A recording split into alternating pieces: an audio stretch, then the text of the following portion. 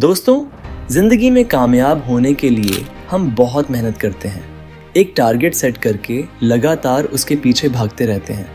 हमसे कहा जाता है कि जितना जल्दी हो सके उतना जल्दी अपना रास्ता चुन लो, और देखा जाए तो ये सही भी है। अगर हमें रास्ता ही मालूम नहीं होगा तो फिर मंजिल कैसे मिलेगी। हर किसी का रास्ता अलग हो सकता है, लेकिन पहुंचना सबको कामयाबी की मंजिल पर ही है। दोस्तों, कामयाबी का दूसरा नाम ऐसी कोई नौकरी या बिजनेस करना है जिसमें खूब सारा पैसा हो। ये बात सच है कि पैसे से हमारी ज़िंदगी चलती है, लेकिन पैसे के बारे में हम बहुत ही कम जानते हैं। यूं तो लोग पैसे के बारे में बहुत सी बातें करते हैं, जैसे पैसे संभाल कर रखो, पैसे की कीमत को समझो वगैरह वगैरह। लेकिन कोई भी हमें ये नहीं बताता कि हमें क्या करना चाहिए जिससे पैसों को लेकर हमारी ये चिंता ख़त्म हो सके और ज़िंदगी भर पैसों के पीछे पीछे ना भागना पड़े।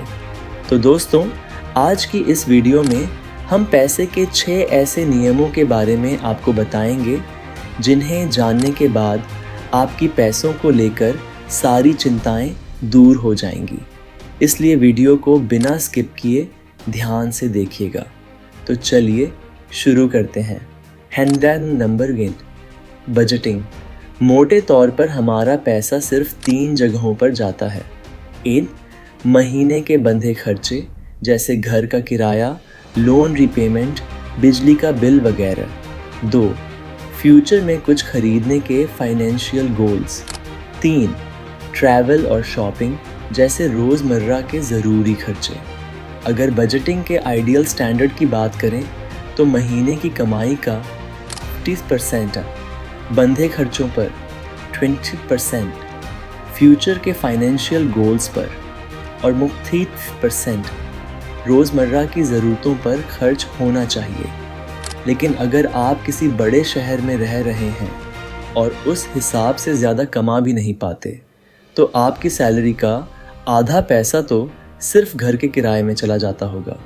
ऐसे में आप इस परसेंटेज को अपनी सैलरी के अकॉर्डिंग एडजस्ट कर सकते हैं। मतलब, अगर आपके घर का किराया ज़्यादा है तो फ्यूचर के फाइनेंशियल गोल्स के पैसों में कटौती कर दीजिए, और जब आपका प्रमोशन हो जाए या कोई दूसरी अच्छी जॉब मिल जाए तो बढ़ी हुई कमाई से अपने खर्चे बढ़ाने की बजाय फ्यूचर के फाइनेंशियल गोल्स को अचीव करने के लिए ज़्यादा पैसे साइड करना शुरू कर दीजिए। Number 2, emergency fund.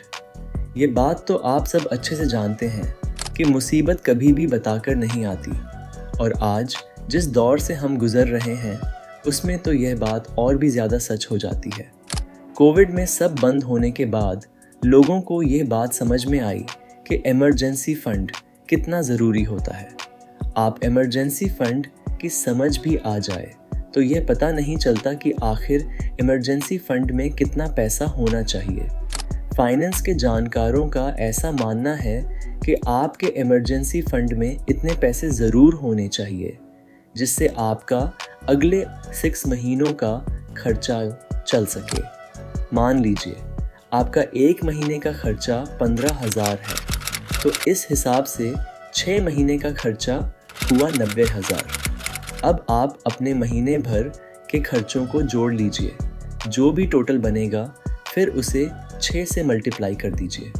और अगर आपकी कमाई का कोई परमानेंट ज़रिया नहीं है तो आपको अपने इमरजेंसी फंड में 9 महीनों के खर्चे आने का पैसा रखना चाहिए। नंबर 3, फिजूल खर्ची पर कंट्रोल करें। कई बार हमें समझ नहीं आता कि आखिर हमारा पैसा जा कहाँ रहा है। चलिए इसे एक उदाहरण से समझते हैं।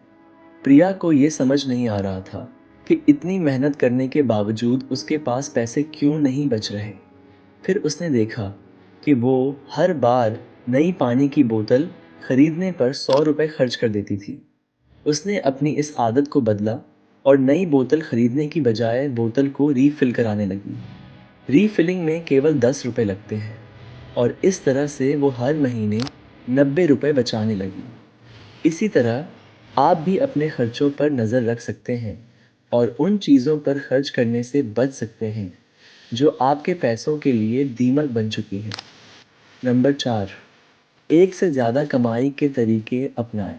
अगर आपकी कमाई का ज़रिया सिर्फ सैलरी है, तो आप गरीबों से केवल एक कदम आगे हो।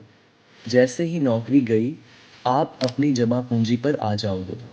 आज के दौर में हर रोज़ नई टेक्नोलॉजी आ रही है। मशीनें इंसानों का काम कर रही हैं। ऐसे में आपकी नौकरी बनी रहे, इसकी कोई गारंटी नहीं है। इसलिए ज़रूरी है कि आपकी बैक साइड इनकम भी आती रहे। स्टूडेंट्स पार्ट टाइम जॉब कर सकते हैं। फुल टाइम जॉब करने वाले फ्रीलांसिंग कर सकते हैं। अगर आपके पास कोई घर या गाड़ी है, तो आप उसे किराए पर देकर भी कमाई कर सकते हैं। नंबर 5, ज़्यादा कमाएं और खर्च कम करें।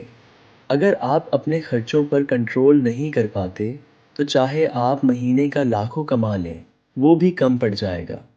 आज का यूथ लाइफस्टाइल इन्फ्लेशन का शिकार है। ब्रांडेड कपड़े, 5 स्टार होटल्स में खाना, बड़ी गाड़ियाँ, महंगा लाइफस्टाइल जीने की ये आदत आपके फाइनेंस को ख़राब कर सकती है। इस आदत को बदलने के लिए आप एक साइकोलॉजिकल ट्रिक अपना सकते हैं। जब भी आपको कोई महंगी चीज़ खरीदने का मन करे, तो उसे एक पेपर पर लिखकर अपने कमरे में चिपका दीजिए और खुद से कहिए कि इसे मैं 1 महीने बाद खरीदूंगा। वक्त गुजरने के साथ आपको यह खर्चा फिजूल लगने लगेगा। नंबर 6, इन्वेस्टमेंट करें। इन्वेस्टमेंट का मतलब है अपने पैसे को सही जगह लगाना, जिससे वो वक्त के साथ बढ़े। मान लीजिए आप किसी कंपनी के शेयर्स में 50,000 रुपये इन्वेस्ट करते हैं। 1 साल बाद उन शेयर्स की कीमत बढ़कर 70,000 हो जाती है। इस तरह आपको 20,000 का फ़ायदा होता है। लेकिन इन्वेस्टमेंट से पहले आपको पूरी जानकारी लेनी चाहिए। अगर आपको समझ नहीं है, तो किसी फाइनेंशियल एडवाइज़र से सलाह ज़रूर लें।